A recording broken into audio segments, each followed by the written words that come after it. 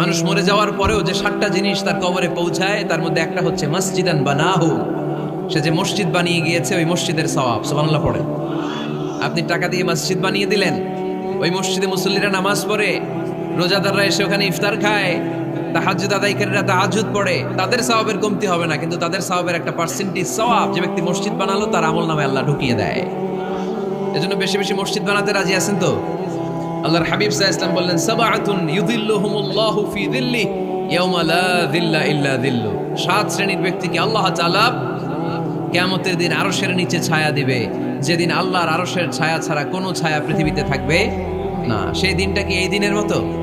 কিয়ামতের দিনটা আজকের এই দিনের মতো হবে? 50,000 বছর হবে। এটা লেন্থ, এটা ডিউরেশন। কাআন সাফসাফা লা তারা ফিহা ইওয়াজা ওয়ালা আমতা, লেভেল প্লেইং ফিল্ড, তামার জমিন। একটু কল্পনা করেন তো ওই দিনটা কত ভয়ঙ্কর। বাবা ছেলেরে চিনবে না ওই দিন, ছেলে বাবারে চিনবে না, স্ত্রী স্বামীকে চিনবে না, স্বামী স্ত্রীকে চিনবে না, পীর সাহেব মুরিদ চিনবে না, মুরিদ পীর সাহেবকে চিনবে না, নেতা কর্মীকে চিনবে না, কর্মী নেতাকে চিনবে না।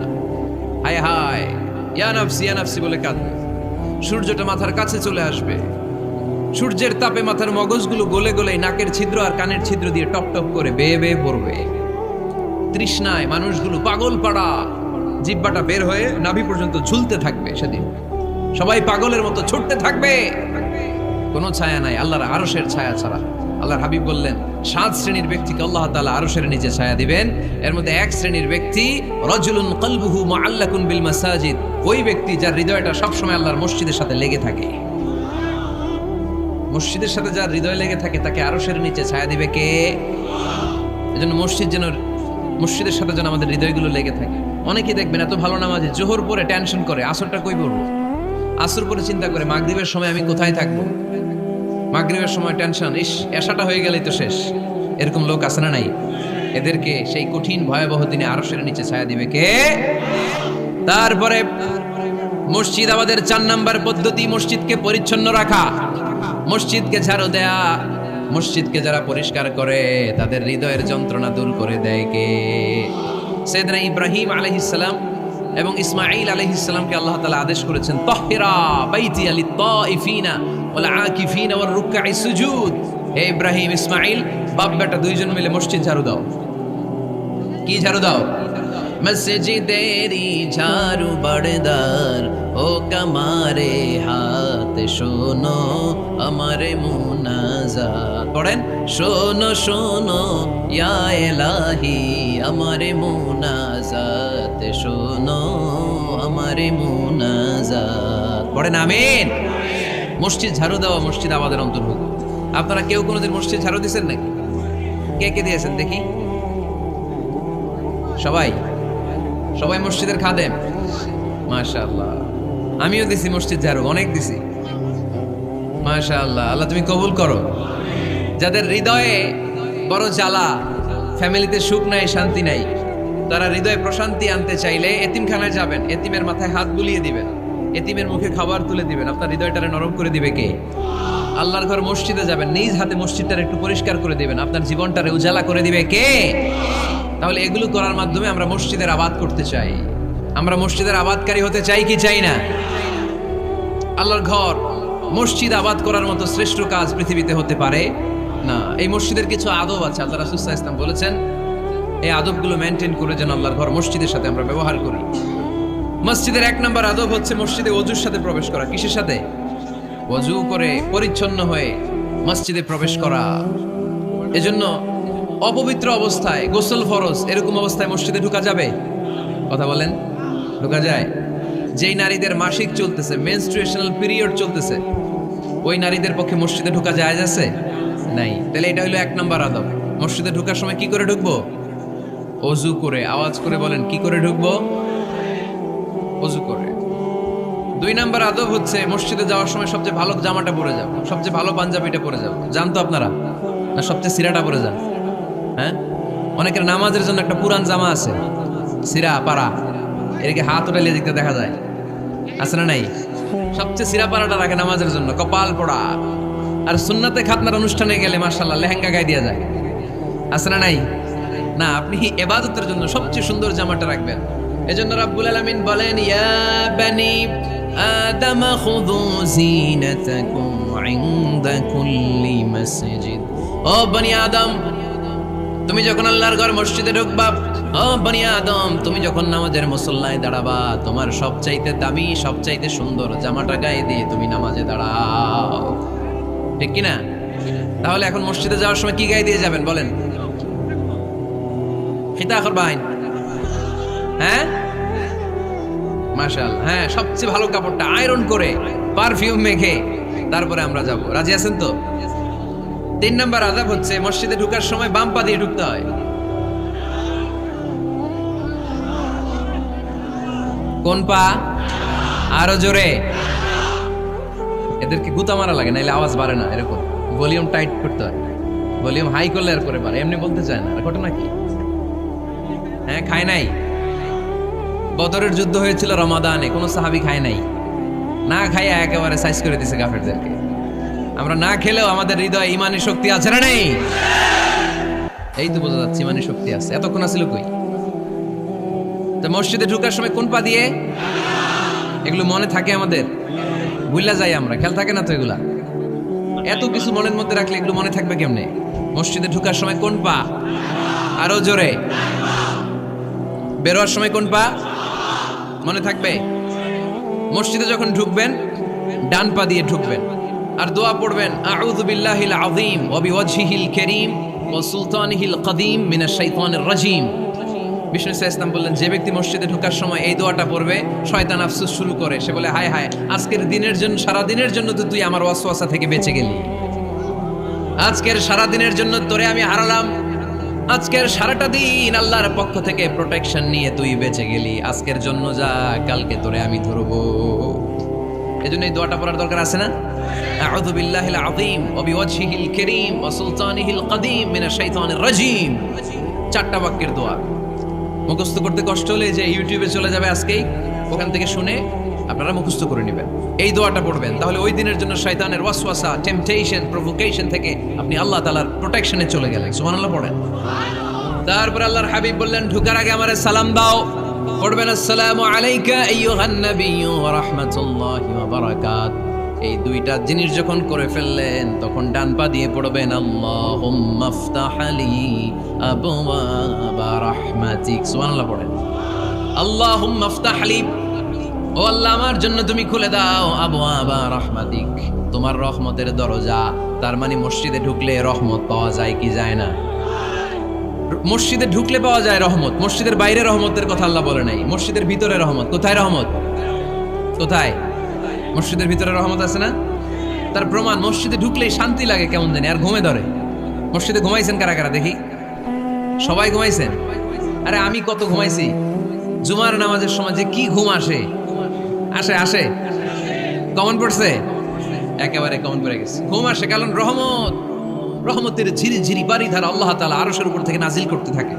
আর এই রহমতের কারণে হৃদয়টা প্রশান্ত হয়ে যায়, অনেকের ঘুমও চলে আসে, ঠিক কি না? এজন্য আল্লাহুম্মা ইফতাহ লি আবওয়াবা রাহমাতিক, ও আল্লাহ তোমার রহমতের দরজাগুলো আমার জন্য খুলে দাও। এই দোয়া পড়লে রহমতের দরজা খুলে দেয় কে? আবার মসজিদ থেকে যখন বের হবেন তখন কোন পা দিয়ে? জোরে বলেন। বাম পা দিয়ে কি পড়বেন? আল্লাহুম্মা ইন্নী আসআলুকা মিন ফাদলিক, ও আল্লাহ তোমার কাছে আমি তোমার পক্ষ থেকে ফদল চাই, মানে রিজিক চাই। রিজিক দেওয়ার মালিক কে? তার মানে খুব সোজা সাপটা কথা হচ্ছে, মসজিদের ভিতরে পাওয়া যায় রহমত, আর বাইরে পাওয়া যায় ফদল বা রিজিক। বাইরে পাওয়া যায় কি? রিজিক। মসজিদের ভিতরে রিজিক আছে। তার মানে সারাদিন মসজিদে বসে থাকলে রিজিক মিলবে? নামাজের সময় নামাজ পড়তে হবে, কাজের সময় কাজ করতে হবে, এটাই হচ্ছে ইসলামের বিধান। নামাজের সময় নামাজ, কাজের সময়। আমি প্রশ্ন করব, আওয়াজ করে উত্তর দেন। নামাজের সময়, কাজের সময়, নামাজের সময়, কাজের সময়, এটা মনে থাকবে। এজন্য আল্লাহ বলেন, ফাইদা কুদিয়াতিস সালাতু ফান্তাশিরু ফিল আরদি ওয়াবতাগু মিন ফাদলিল্লাহ। যখন তোমাদের সালাত শেষ হয়ে যায়, আল্লাহর রিজিক অন্বেষণের জন্য আল্লাহর জমিনে তোমরা ছড়িয়ে যাও। নামাজের সময় আসবেন, নামাজ শেষ বের হয়ে যান। ফান্তাশিরু ফিল আরদ, জমিনে ছড়িয়ে পড়ো।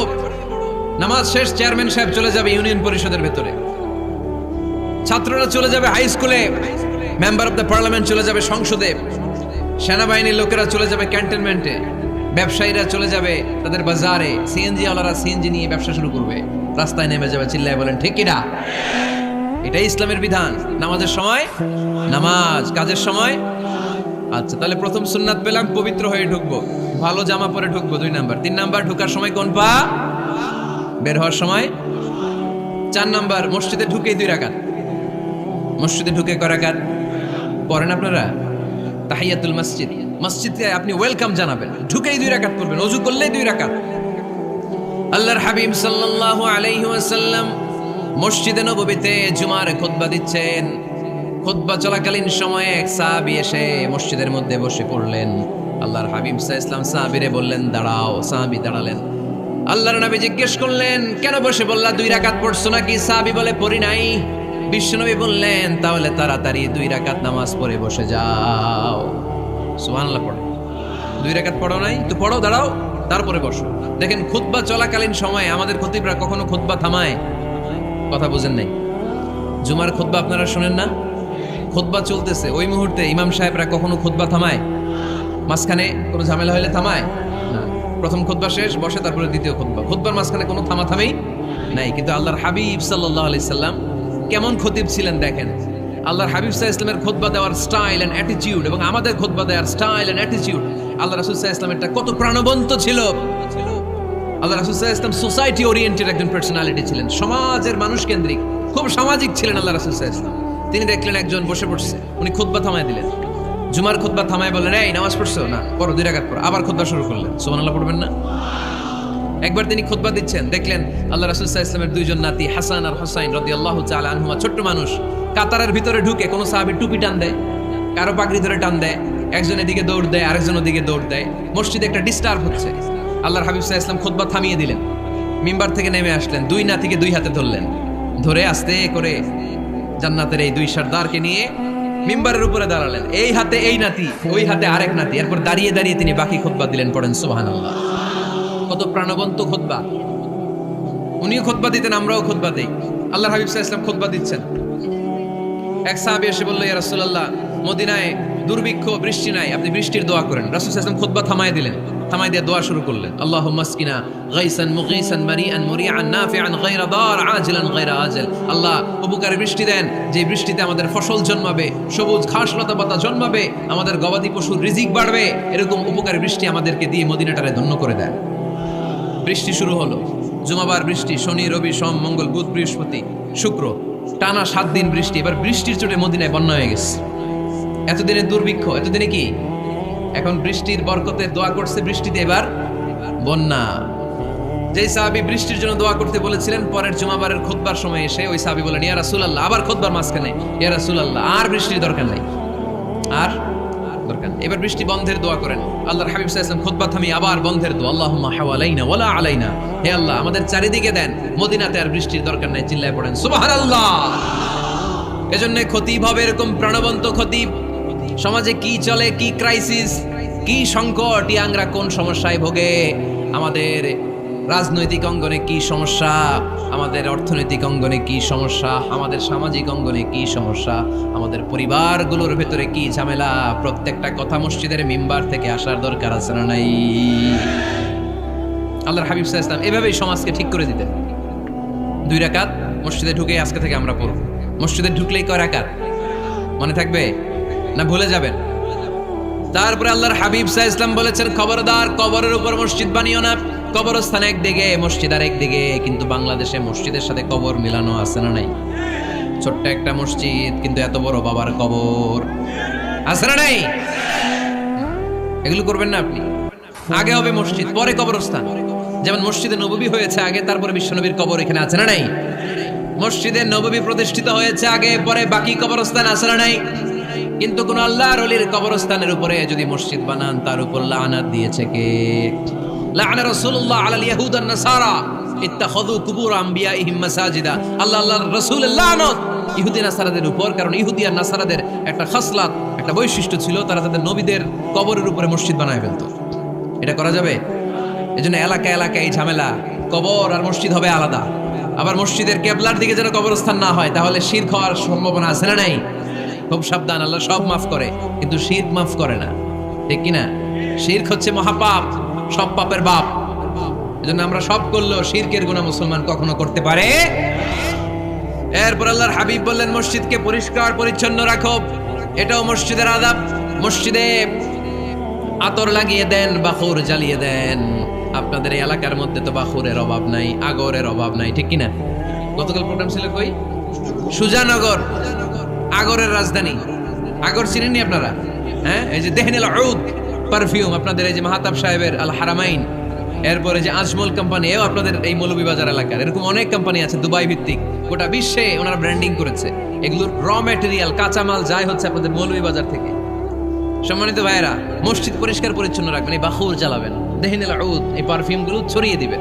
মসজিদের মধ্যে অনেক মসজিদে দুর্গন্ধ আছে না নাই? এই কার্পেটের মধ্যে ময়লা, পরিষ্কার করে না। আল্লাহর হাবিব সাল্লাল্লাহু আলাইহি ওয়াসাল্লাম বলেছেন, খবরদার। আম্মা জান আয়েশা বর্ণনা করেন, আমার রাসূলুল্লাহ সাল্লাল্লাহু আলাইহি ওয়াসাল্লাম বিবিনাইল মসজিদ ফি দুয়ার ওয়া আন তুতাইয়াবা ওয়া তুনাযাফ, আমরা যেন এলাকা এলাকায় মসজিদ বানাই, মসজিদগুলোকে যেন পারফিউম দিয়ে, আতর দিয়ে সুগন্ধময় করে দেই, বিশ্বনবী আদেশ করেছেন। সুবহানাল্লাহ পড়েন। এজন্য কোনো অপরিচ্ছন্ন মসজিদ থাকতে পারবে না। মসজিদের পাশ দিয়ে গেলে আতরের ঘ্রাণে আমোদ হয়ে লোকজন যেন বুঝতে পারে এটা আল্লাহর ঘর, মসজিদ। চিল্লায় বলেন ঠিক কিনা? এরপর আল্লাহর হাবিব সাল্লাল্লাহু আলাইহি ওয়াসাল্লাম বলেছেন, মসজিদের আরেকটা আদব হলো মসজিদকে অতিমাত্রায় ডিজাইন না করা। বেশি ডিজাইন করা যাবে না। এমন ডিজাইন করা যাবে না যে এটা মসজিদ বোঝাই যায় না। এত লাইটিং ফাইটিং করে, এটা কি মসজিদ না কমিউনিটি সেন্টার বোঝাই যায় না? আছে না নাই? আছে। এরকম যেন আমরা না করি সম্মানিত ভাইয়েরা। বিশেষ করে মসজিদের সামনের দেয়ালে। কোন দেয়ালে? সামনের দেয়ালটা, কেবলার দিকে যেই দেয়াল, এই দেয়ালটা হতে হবে ফ্রেশ, যাতে করে মানুষের দৃষ্টি আকর্ষণ না করে। প্রায় মসজিদের দেয়ালের মাঝখানে দেখবেন আপনি ক্যালেন্ডার ঝুলায় রাখে, আছে না নাই? মৌলভীবাজার কি অবস্থা? কিতা খবর আছে? তো এই যে ক্যালেন্ডার ঝুলায় রাখে, ওইখানে দেখবেন বিভিন্ন মসজিদের ছবি, এতিমখানার ছবি, মানুষের ছবি। তো মানুষ নামাজও পড়ে, আবার ওগুলোও তাকায়, আছে না নাই? প্রথম কাতারে পরে ওইখানে কি লেখা, এগুলো পরে, তার ডিস্টার্ব হচ্ছে না? এই মুসল্লির দৃষ্টি যাতে অন্যদিকে না যায়, এটা খেয়াল রাখতে হবে। যদি পারা যায়, মসজিদের সামনে কোনো ঘড়ি টড়ি চলবে না। ঘড়ি মসজিদের পেছনের দেয়ালে, সময়সূচি পেছনের দেয়ালে, সব পেছনে। সময় কয়টা বাজে ওটা ইমাম দেখলে চলবে, ইমাম এভাবে দেখে নিবে, আপনারাও দেখে নিবেন। কিন্তু সামনের দেয়ালটা যত সিম্পল করা যায়। আল্লাহর হাবিব সাল্লাল্লাহু আলাইহি ওয়াসাল্লাম নামাজ পড়া অবস্থায় সামনে এমন কিছু রাখতেন না যেটার দ্বারা আল্লাহর হাবিব সাল্লাল্লাহু আলাইহি ওয়াসাল্লামের সালাতে মনোযোগ অন্যদিকে চলে যায়। আমরা যখন সালাত পড়ি, যদি অন্যদিকে তাকাই, ফেরেশতার মাধ্যমে আল্লাহ একটা ডাক দেয়, বলে আকবিল, এই বান্দা ফিরে আয়, তোর নজর থাকা দরকার সিজদার জায়গায়, ফিরে আয়। আপনি আবার যখন অন্যদিকে তাকান, আল্লাহ বলে ফিরে আয়, সিজদার দিকে তাকা। আপনি আবার যখন ঘড়ির দিকে তাকান, আল্লাহ বলে আকবিল, ফিরে আয়, সিজদার দিকে তাকা। আপনি যখন আবার অন্যদিকে তাকান, তখন আল্লাহ বলে লা হাজাতা লি ইলা সালাতিক, তোর এই নামাজের দরকার আমার নাই। নাউজুবিল্লাহ পড়বেন না? তোর এই নামাজের দরকার আমার নাই। অজু করে কষ্ট করে যাকে খুশি করার জন্য আপনি সালাতে দাঁড়ালেন, উনি যদি বলে এই নামাজের দরকার নাই, তা কার জন্য নামাজ পড়লেন আপনি? কথা কি বুঝতে পেরেছেন? এই জন্য এলাকার গণ্যমান্য ব্যক্তিবর্গ আছে, আমাদের চেয়ারম্যান সাহেব আছে, আরো অন্যান্য বিজনেস ম্যাগনেটরা আছে। আপনারা মসজিদ যখন নির্মাণ করবেন, সামনের দেয়ালটা যত সাদামাটা হতে পারে ততই ভালো। এমনকি জায়নামাজের মধ্যে এখন কাবা ঘরের ছবি আছে না নাই? আছে না? কি মুসলমান আমরা, নিজের কাবারে নিজে লাথি মারি নামাজের আগে, মনের অজান্তে নিজের কাবাকে নিজে লাথি মারছি। এরকম জায়নামাজ ব্যবহার করা নিষেধ। চিল্লায় বলেন ঠিক কিনা? সাদা ফ্রেশ জায়নামাজ বাজারজাত করেন, আপনাদের সিদ্ধান্তই ওনাদের ব্যবসা বয়কট হয়ে যাবে।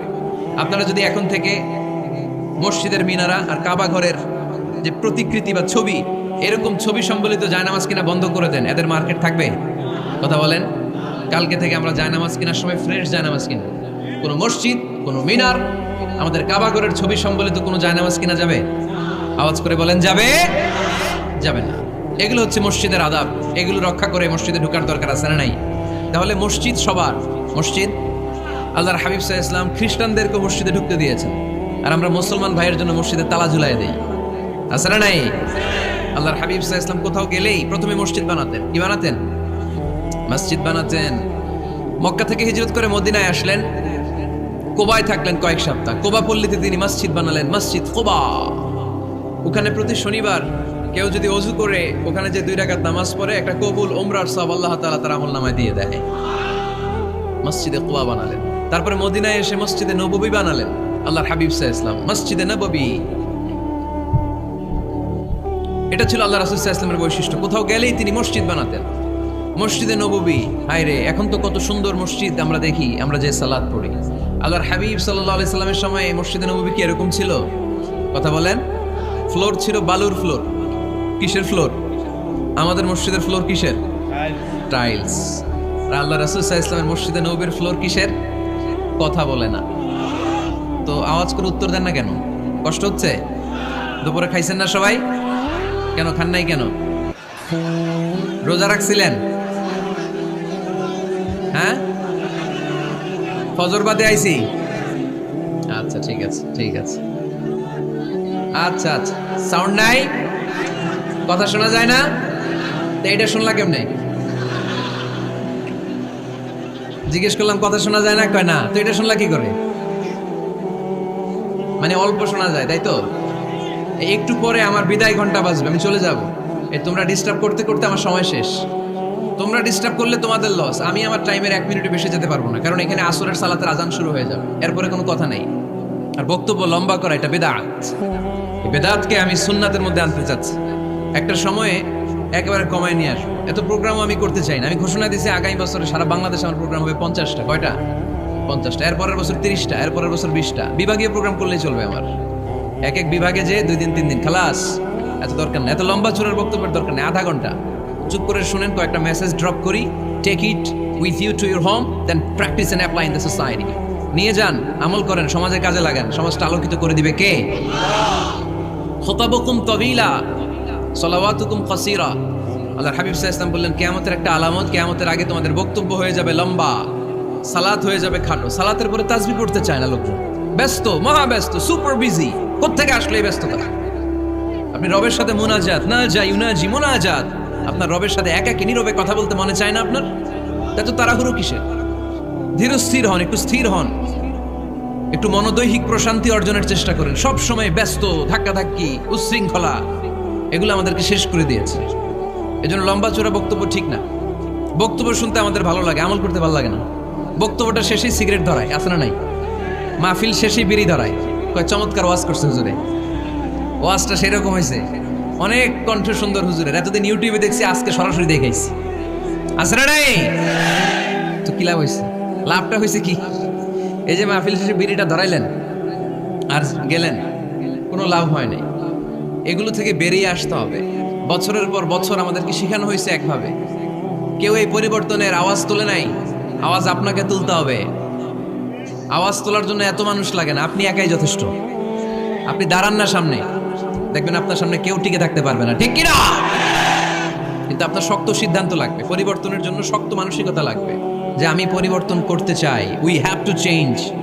যুগ জামানা পাল্টে দিতে চাই না অনেকজন। এক মানুষই আনতে পারে জাতির জাগরণ। এক মানুষই বিপদকালে বাঁচায় কাফেলায়, ক্ষুদ্র ডিঙ্গি বাঁচায় জাহাজ অসীম দরিয়ায়। এজন্য আপনার শক্ত সিদ্ধান্ত পারে আপনার মৌলভীবাজারটাকে দেশের শ্রেষ্ঠ জেলা, শ্রেষ্ঠ থানা হিসেবে আল্লাহর কাছে কবুল করতে, ঠিক কিনা? এজন্য লম্বা চূড়া আলোচনা ঠিক না। ছোটখাটো অল্প কয়েকটা মেসেজ নিয়ে যেতে পারলেই that's enough. One of the minor sign before the day of judgment, your Islamic lectures will be very longer and your salah 5 times a day will be shorter. কিয়ামতের আগে বক্তব্য লম্বা, নামাজ খাটো, তাসবিহ পড়ে না, ব্যস্ত, মহাব্যস্ত। এই মহাব্যস্ততা ছাড়েন, কোরআন সুন্নাহর দিকে ফিরে আসেন। বরকত দিবে কে? বিশ্বনবীর মসজিদে নববীর ফ্লোর বালুর ফ্লোর ছিল, আমাদের ফ্লোর টাইলস। আল্লাহর হাবিব সাল্লাল্লাহু আলাইহি ওয়াসাল্লামের মসজিদে বালি নিচে, এই বালিতেই নামাজ পড়তেন। বৃষ্টি হলে কাদামাটি হয়ে যেত, কাদামাটিতেই সেজদা করতেন। সেজদা করলে কাদার মাটি আল্লাহর হাবিব সাল্লাল্লাহু আলাইহি ওয়াসাল্লামের নাকে আর কপালে লেগে যেত। তিনি সালাম ফিরিয়ে সাহাবাদের দিকে মুখ ফিরিয়ে বসলে দেখতেন প্রতিটা সাহাবীর নাকে আর কপালে কাদার মাটি মিশে আছে। তার মানে প্রিয় নবী সাল্লাল্লাহু আলাইহি ওয়াসাল্লামের মসজিদে নববী ছিল কাঁচা, কিন্তু মুসল্লি ছিল পাকা। আমাদের মসজিদগুলা হয়েছে পাকা, কিন্তু মুসল্লি কাঁচা, ঠিক কিনা? ফজরের সালাতে মানুষ নাই।